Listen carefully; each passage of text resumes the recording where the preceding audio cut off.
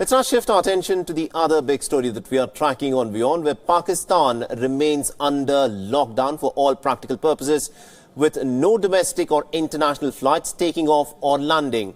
Now, the biggest challenge for the government, of course, are the Islamists who at this point of time don't want to follow the quarantine guidelines, which need to be in place in the aftermath of the COVID-19 outbreak. Now, the Tableeghi Jamaat went ahead with an estimated 50,000 plus congregation, and the 40-day long congregation was subsequently called off after the intervention of the Punjab government. Now, this in fact is being seen as a one-off case, which has led to a sharp increase in the number of the COVID-19 infections. While most of the attendees decided to head back to their countries, some stayed on. And 6 of those who have stayed back, part of a group from Kyrgyzstan. A Kyrgyz national is said to have been tested in Islamabad for COVID-19. And on being tested negative, he was allowed to go home. And at this point of time, it's being said that this individual who was tested has actually been tested positive and had to be tracked through the location of his mobile, only to discover that he was being hosted at a local mosque on the outskirts of Islamabad. The whole area went under lockdown and nearly about 8,000 people were tested. In the process, another 6 people have turned out to be COVID-19 positive. Now, the entire area of Barakahu was then sealed by the army. Islamabad has now been disconnected from Barakahu. All right, now for more on this, we are joined in by WION's Anas Malik, who is joining us for more information on this. Good afternoon to you, Anas. What more information do we have on this particular congregation? What was the nature of this, and what do we know about this Kyrgyz national who's actually tested positive for the COVID-19 infection? Well, this is one-off case. It wouldn't be wrong to say that it was a recipe of disaster. The Tableeghi Jamaat went ahead with their planned religious congregation. Now, this congregation usually has even bigger numbers than 50,000. Some estimates say that they're between 100 to 200,000 people. But this particular, the one that was being taking place, that was to start from the 12th of March and to last for another 40 days. That had a safe estimate of at least 50,000 plus people, with delegations from at least 90 countries participating. Now, this Kyrgyz national, because the congregation was called off after the intervention of the Punjab government, it lasted for a day and a half, and then it was called off because of the COVID-19 fears. Then this Kyrgyz national, he came along with his 6 other companions to Islamabad, and he was residing in a mosque in the outskirts of Islamabad. That is an area called Barakahu in the Kot Athial Union Council. And in Barakahu, last Wednesday or Thursday, he developed that flu and fever and cough. He was taken to the PIMS where he was tested.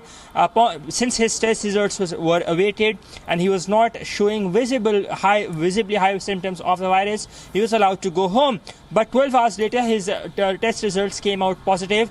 The police tracked him down, the authorities tracked him down through the location of his mobile phone, and it was only to discover that he was actually residing in a mosque, because he was a guest of the Tableeghi Jamaat and he was with his companions in that particular mosque. So the mosque, Masjid-e-Bilal, in that Kot Athial area of Barakahu has been sealed as we speak. Right. The intensity of the virus was found very, very high in the air of Barakahu. Therefore, the area has now been taken over by the army as well. I was there yesterday to do a ground report as well, and what I saw was that there were police that were in place, but the disinfection infected spray that was done, it was pretty high in density, to the point that it was making for the team of WION that was on ground, including me, very, very difficult for us to breathe in those situations. Having said that, as we speak, the army has taken over Barakahu. As we speak, the area has been disconnected with the rest of Islamabad.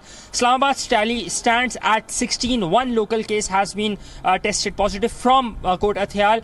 He was not an attendee of the masjid. He was not somebody who was very regular at the mosque, but he did seem to have caught it through local transmission. So that is why the army has taken over and they have locked down. There are more than 1,000 plus cases that have now come to light of COVID-19. About 19 have recovered successfully. Pakistan continues to remain on a partial lockdown. Absolutely, indeed. And also, Anas, if you could talk to us in terms of what are the steps that the Pakistani government has now taken to try and contain the spread of the virus? If you could, briefly tell us, because we're also short of time.